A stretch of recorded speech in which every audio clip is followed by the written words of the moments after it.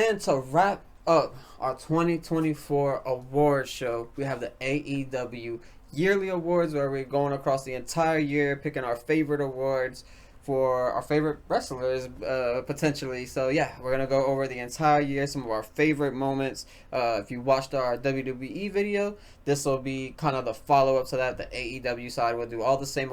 But yeah, to start it off, we're doing our most improved. Now for this one, I kind of didn't really know where to really go with this one, to be honest, because there was kind of a lot of picks you could go through. But I did go with Mariah May. She's someone who is a manager the entire time for Tony Storm, basically. Kind of like a sidekick character almost. And now she's the world champion for AEW. So that's an amazing rise. And just now she's kind of like a corner piece for AEW for the whole future of AEW. Yeah, for me, I went with Takeshita. He's somebody who last year I knew that he was a talented wrestler. Wasn't too much behind him, but from the very start of the year, having his match with Will Ospreay, that kind of just kicked off one of the guys that I'm really looking forward to in AEW, and a guy that I think is a potential huge star for them down the line. Yeah, and then up next we have our moment of the year. Now for this one, it was a layup for me, and I feel like it might be for a lot of people, but I did go with Sting's retirement. It was just one of the coolest send-offs we've seen. He, at his age, he was still putting on decent matches. We've seen the amazing, well, depending on how you look at it, the cool, amazing, brutal spot with Darby Allin off the ladder, through the glass. The Young Bucks being the ones to kind of end Sting, even though Sting won. But, you know, it was just a really good just time in general. You felt good about Sting after Revolution this year. Yeah, for me, this is kind of biased, I guess, just because I'm a huge fan of him. But I'm going with Bryan Danielson winning at AEW's All In. He's one of my favorite wrestlers of all time. So to see him finally win the world champion, all of the kind of like the story going into it of can he do it? He's putting his career on the line, and yeah, still came out on top. It had one of the best matches of the year. Yeah, definitely can't argue with that. And up next, we are going to go with our best talker, the person with the who consistently had the best promos throughout the year, whether it was backstage, in-ring, on Twitter, or wherever it might have been in interviews, whatever it might have been. But I went with Mark Briscoe. There were just a ton of moments. Obviously, the stuff with his brother and whatnot kind of brought a lot of emotion out of him throughout the entire year. We've seen Jericho kind of use that against him, and he cut us some amazing promos versus Jericho back. But yeah, Mark Briscoe, just one of those guys I think everyone loves and they want to see just do the best because he's just one of those just really good people. Yeah, I really love Mark Briscoe on the mic. You never know what to expect from him, so that's a really fun pick. I like that. But for me, I went with Swerve Strickland. Anybody he goes on the mic with, he can go tat for tat with them. He has these like sometimes he'll get like these like little like pun jokes or like just he'll kind of these like little sly remarks, or he can be really serious and get really deep with you. And you know he's really good on all aspects of a promo basically. And yeah, I think he has had a very good talking year. Yeah, for sure. I mean, it's been just a really great year in terms of promos all around because you could have even won it for MJF. He's always one that kind of is going to get thrown into that category. But yeah, you could even throw in an MVP for his like later half of AEW. He's putting in some amazing work. But we're going to move on to our next one. That is our Rising Star of the Year. Now, this could be someone that's maybe young and building up, or it could maybe just be someone who's very experienced but never got that main event kind of run, and now they're getting it. But I went the young route, and that's going to be Anna Jay. She's someone who's really kind of improved a lot this year. She had a little run in New Japan or Stardom, wherever it was. I forget exactly what it was, but she came back, and ever since she came back from there, she's had this pretty good run on TV where she's consistently getting used. I believe she had a title match as well versus somebody. I don't remember. Yeah, Mercedes. Yeah, Mercedes. But yeah, she had a title match versus her. Looked pretty good in it. But yeah, she's someone who I think you can look forward to in 2025 to have a pretty good year. Yeah, for me, similar reasonings why for my pick, I'm going with Kyle Fletcher. We just seen a phenomenal match here at World's End, and then we had another great match with Will Ospreay at Full Gear. He's somebody who I think AEW really hit like a jackpot on, and he's somebody who's going to be a real top guy for him. And yeah, just he has all the talent in the world. He's very charismatic as well. He's getting better on the mic each week. Basically, his matches are even better than before.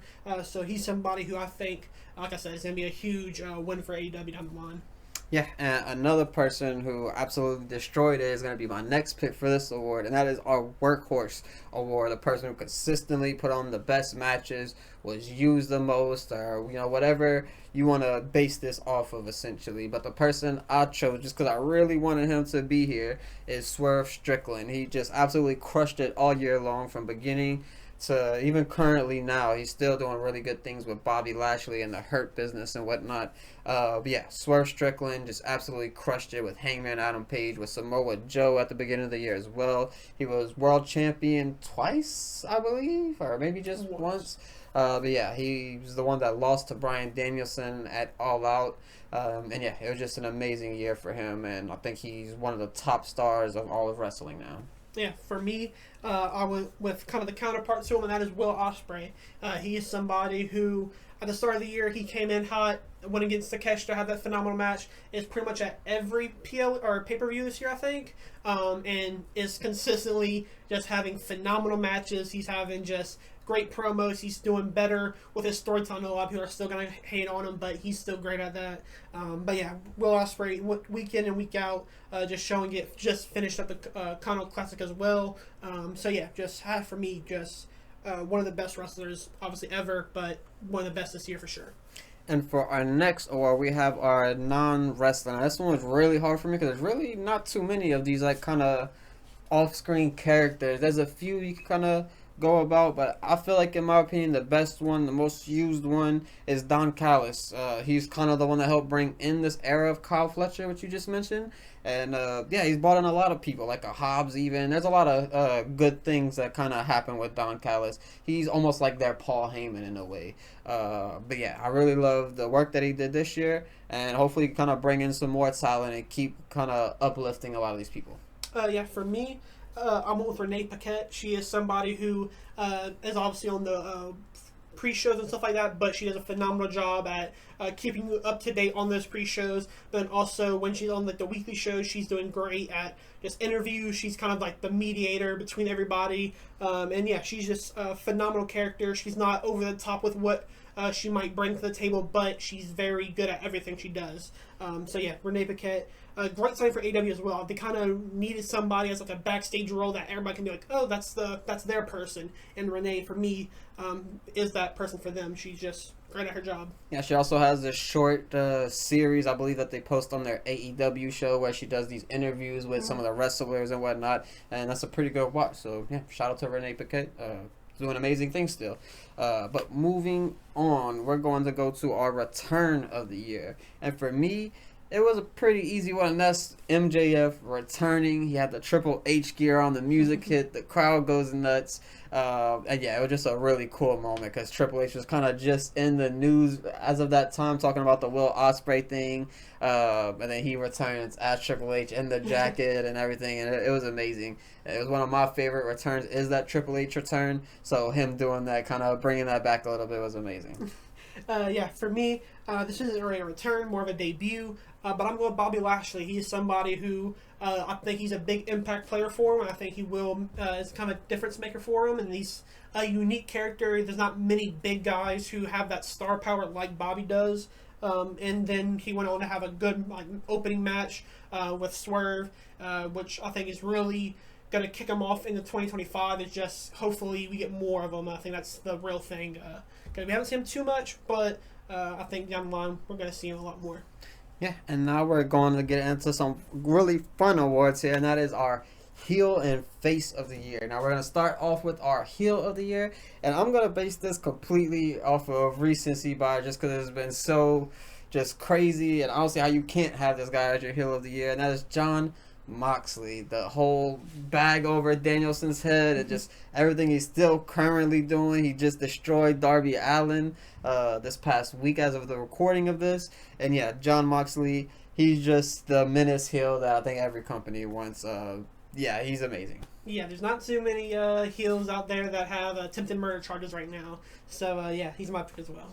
Yeah, you could have went with Swerve Strickland, or Hangman Adam Page. There's a lot of different directions you could have went, but I do feel like Jon Moxley was just head and shoulders above all as far as his heel work. But moving on to our face of the year, our baby face of the year. And there could have been a lot of things with this one as well. There's been a lot of good baby faces. We had Danielson, we had Swerve. But I don't think any person really kind of gets the crowd attention just as much as Darby Allin does. He is going to be my pick for the face of the year for AEW. He was there for the Sting retirement, and basically ever since then he's been consistently putting on these good matches. He just had a really good match versus Will Ospreay last week or the week before, whatever it was. And yeah, he just consistently had really good matches. He's potentially the person to take off the belt from Moxley. Obviously, we just seen Adam Copeland come back, and maybe he's the one, or maybe it's Kenny. There's a lot of different people it can be. However, I think Darby Allin is just one of my favorites, and I think he deserves that shot. Yeah, I really like that pick. But for me, I'm going with a guy who's similar to that, and that is Will Ospreay. Again, somebody, like you said, who gets the crowd on their side immediately whenever he's out there. You are paying attention, and like you said, has great work throughout the entire year. And he's somebody who reps the AEW banner very proudly, like Darby Allin as well. But yeah, I think he's just doing a phenomenal job. And I think for me, he was there a bit more, I think. So that's kind of why I picked him. And hopefully Darby Allin could plant that AEW flag on Mount Everest safely, and we see him back soon after. But we're going to move on to an easy one, a layup here, and that is the feud of the year. Easy pick, Swerve versus Hangman Adam Page. Just one of the most amazing things that we've seen. And yeah, just kind of an easy one there. Yeah, for me, that was my pick as well. Just the story between the two was phenomenal. If you have not watched Drop Mike's videos, watch those videos. They're phenomenal. Perfect ways to tell, for you to pay attention to the entire story, see what happened, how you get to point A and to point B. So yeah, just phenomenal feud between these two, and just great character work. Yeah, and then our next one is our hardcore spot of the year, our bloody spot, blood and guts spot, whatever you want to call it. And I'm going with Revolution again, and that's Darby Allin doing the dive off the ladder through the glass and the chairs. It was just a nasty spot, a crazy spot. He went all out for Sting's retirement. And yeah, that was just a crazy one. Yeah, I watched that back not too recently. When he does that, just the blood that immediately just shoots off of him is just insane. A gnarly spot. But another spot that we haven't seen, at least I haven't seen this year, and it involves a needle where Hangman Adam Page shoves the needle through Swerve's mouth. You can tell Swerve himself expected a lot of pain, but when it hit him, that was way different. Because, yeah, I'm not good with shots myself and just needles, but having one through my mouth, I can only imagine how much that hurts. So, yeah, Trooper of the Year, Swerve, and yeah, just a nasty spot. And this one, I'm kind of picking this one a lot maybe here, but pay-per-view of the year, I'm going with Revolution again. I really love that pay-per-view. The match card was amazing. The Sting retirement, the Darby spot, the Bucks being the one to do it. I was very skeptical of when they first kind of announced it. I believe it was at World's End last year. But then when it finally did happen, I was happy with the result. I was happy that it was the Bucks that did it. So pay-per-view of the year, Revolution. Yeah, for me, that's my pick as well. It says a lot when AEW is consistently having phenomenal pay-per-views every single time, but this one just feels miles ahead of everything else, which is a crazy thing to say, which is going to show how truly good it is. Every match felt like it had a meaning behind it. It was a great match at the end of the day. So yeah, my pick as well, Revolution. Yeah, we just watched the kind of build promo right before Sting comes out just recently. We were like, damn, that was a really good promo there and a good video segment. And then he comes out with his sons and all that. It was just really cool. And yeah, Revolution is definitely one of those AEW pay-per-views where I think I'll go back quite often and go rewatch at least that match, if anything. But moving on to our match of the year. Now, you could have easily went with that again, man. What Revolution, Sting, Darby, the Bucks, and all that. However, I went with All Out Bryan Danielson versus Swerve Strickland. Just one of the best matches all year. Obviously, the best match all year because I'm picking it. But yeah, it had a lot of emotion to it. The in-ring match of it was just amazing. There was a lot of speculation about what was going to happen after, and then we got the whole Moxley angle and all that kind of crazy nonsense. But yeah, there's a lot of things that happened before and after this pay-per-view, and it meant a lot to Danielson to win that title. Tony Khan really wanted him to get that title, and to have his name in those AEW history books is going to be really cool for AEW to tell in the future. Yeah, I really like that match. That is a close second for me. But I have to go with another Bryan Danielson match, and that is his match versus Will Ospreay at AEW Dynasty.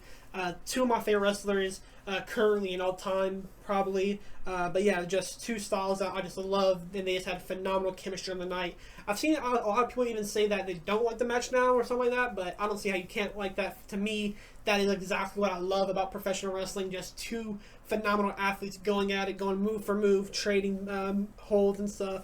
It was a great match, and just I was literally in awe after the match, after it happened. Yeah, definitely one of those crazy matches at Dynasty. Yeah, like I said, AEW, they had an amazing year of pay-per-views. People can say what they want about their weekly TV. I know a lot of people like to talk a lot about AEW, be a lot more negative than they are positive. But there's a lot of positives to go about this year, more than anything. So, yeah, shout out to AEW. They're doing good things and they're getting better, and that's the best you can really ask for. But moving on to our final 3 awards, and that's going to be our Tag Team of the Year, our Women of the Year, our Men of the Year, and we're going to start it off with our Tag Team of the Year. Now, I mentioned in our WWE video that tag team booking this year just hasn't been good at all, honestly, across all shows. It's not a AEW thing, it's not a WWE thing, it just hasn't been great. However, one of the standouts, maybe it's recency bias, maybe it's whatever, but I did go with Private Party. They're a team that kind of always fought to try to get these titles. They finally got it. Unfortunately, it came at like a weird time because there's not a lot of teams to line up for them to kind of take on, so they haven't really defended them a whole lot. So hopefully we don't have like a Finn Balor, JD McDonough situation with Private Party. But I will give it to Private Party, basically based off of not having a lot of options. Yeah, for me, I almost put Fraxium just because I think that's how far ahead they are between any other tag team that they could put in a different company they haven't even touched yet. But for me, I am going with the Young Bucks. Like you said, they had the match at Revolution with Darby and Sting. Phenomenal match. And every match they had this year was at least good to amazing, in my opinion. They never have bad matches. It's the Young Bucks, arguably the best tag team of all time. But yeah, I think they didn't have a great run with the belt. I can't lie and say that just because they did hold the belts hostage for a little while. But once they got it off of them, I can kind of look back and say, you know what, that was a good reign, despite the amount of time you didn't hold or didn't defend the belts. Yeah, unfortunately, one of the worst years for tag team wrestling. So hopefully 2025 we'll see a big boost in that because we see this rated FTR coming out. So hopefully that'll kind of be a big boost to the tag team division alongside the Death Riders and the Hurt Business and all these kind of factions that could split off into specific tag team individuals. But now we're going to go with our Women of the Year. Now, this one, I would say there's probably a good pool, like 5-6 people you might have been able to go against because everyone, it's almost like on an even playing field. But I feel like this one person in particular kind of stood out with all her feuds and all her work across the year, and that is Chris Statlander. As of the recording of this video, we just finished watching World's End where she did her Mercedes Moné match for the second time. And yeah, both matches were amazing. She had the amazing full feud with Chris Statlander that lasted a couple of months towards the middle/beginning of the year. The little dynamic she had with Stokely was really good. She went babyface to heel, back to babyface again. And now she's kind of like in between somewhere. But yeah, Chris Statlander really kind of showed off what she can do and who she is, and I think she kind of showed that she deserves to be in that upper card of the women's division. Yeah, I like that pick. Definitely love Chris getting her flowers. I want to give Will her flowers as well. Mercedes as well. I think she got a lot of hate this year, but she still, when you look on paper, she had a phenomenal year as well. Countless great matches this year from Mercedes. But my pick is Toni Storm. Arguably the best character work in any promotion, any gender. I think she did phenomenal this year. The stuff with Toni Storm could have been a feud of the year candidate, but also the Hangman Swerve one kind of tops it a little bit. But yeah, Toni Storm, obviously now she's a rookie, re-debuting, but yeah, just character work I think really propels her from anybody else for me. Yeah, I mean, she arguably could have had feud of the year with Mariah May, as you mentioned. She had great matches throughout. Man, Tony Storm is definitely one of those fan favorites. Now, our men's wrestler of the year. I feel like it's the easy one. I feel like it's another layup potentially, but I am going to go with Will Ospreay. I had to give him something. He doesn't really have a lot going on my awards, unfortunately, but Will Ospreay could have dominated all the awards realistically. But he's just been amazing. Every single pay-per-view is an amazing match. Anytime he's on Dynamite, it's an amazing match. He had the amazing hour-long match with MJF. He had matches with Roderick Strong, Okada, Garcia, Darby.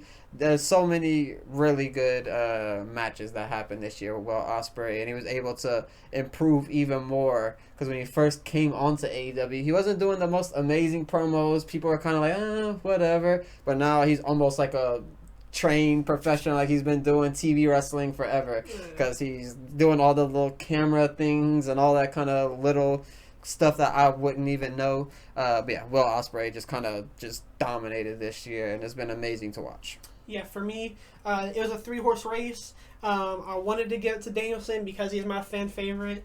I wanted to give it to Swerve because he is kind of like the guy who you picked, Will Ospreay, who just carries the AEW banner really good. But like you said, I have to get to Ospreay.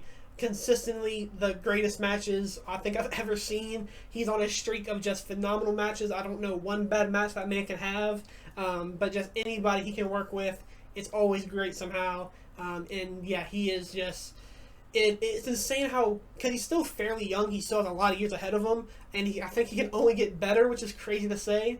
But yeah, Will Ospreay might go down as one of the best years in professional wrestling, and he didn't even win the world champion yet. He only won a mid-card champion, but he made that champion feel so special for those few weeks he did have it. But yeah, Will Ospreay, one of the best years I've seen. Yeah, and that's going to wrap up our 2024 AEW Awards. Now, I do want to go over maybe a couple of people who maybe should have got a little bit of love this year. Some honorable mentions, if you will. And one of the people is going to be our current champion, and that is Daniel Garcia. He's somebody who rose up from the beginning of the year to now, and he went from pretty much a nobody at the beginning. I don't want to say a nobody now. Maybe that's a little too far. But, you know, there's somebody who people really liked but never got an opportunity, and now that he did get the opportunity, he just took off and ran with it, and it's been amazing to watch. As of recently, we've seen Harley Cameron get a lot of opportunities. She's been doing really great stuff. Julia Hart has been doing really great stuff.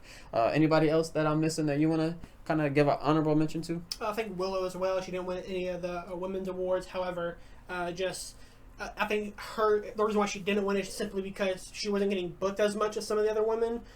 But yeah, she deserves it. Like you said, Mark Briscoe, I think he won an award for you, but he's somebody who I think is a really good guy who's going to stick around.